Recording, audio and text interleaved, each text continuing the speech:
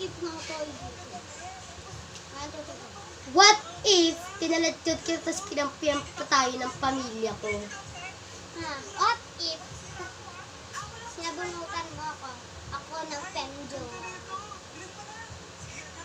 What if hinalikan ko yung jowa mo habang nakatalikod ka?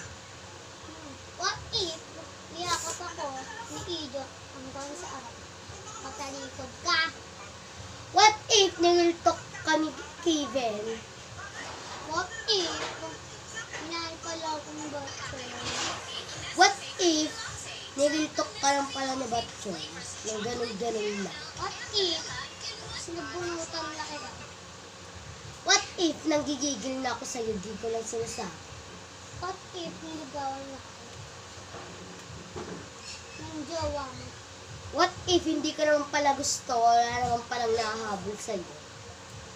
What if inisan pala ako ni Ijong nakaharap ka tapos umiyak ka po? What if hindi ako umiyak, di sa'yo na yon. What if kahit una kasi ko? What if uminom tayo tapos katabi ko siya? Wala akong katabi. What if hindi ka gusto ni Kevin? What if What? gusto pala ako tapos ito? Iniwan ka na nila. What if hindi pala ikaw yung mahal ng nanay mo? What? Sabi naman yan eh. Hindi mo believe.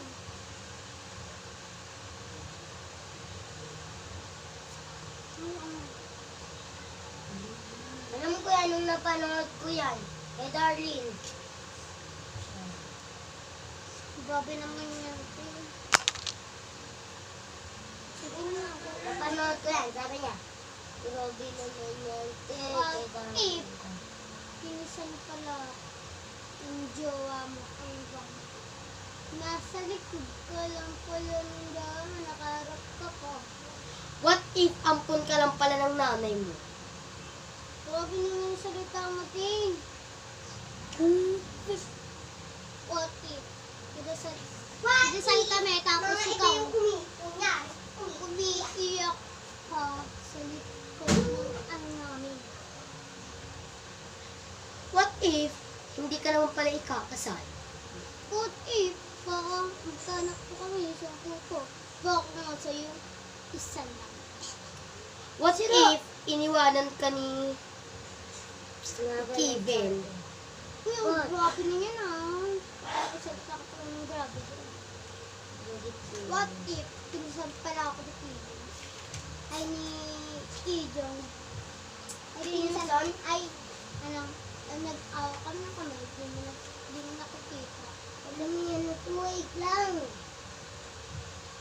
What if inis na ako sa'yo, gusto na kitang palagkam? What if pikon ka na kasi iyakin ka pa?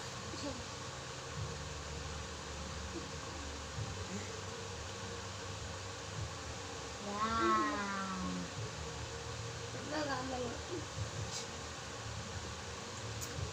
What if pinisa pa yung jowa mo nakatalikod? What if sira na pala yung cellphone? Bye-bye! Bye-bye guys.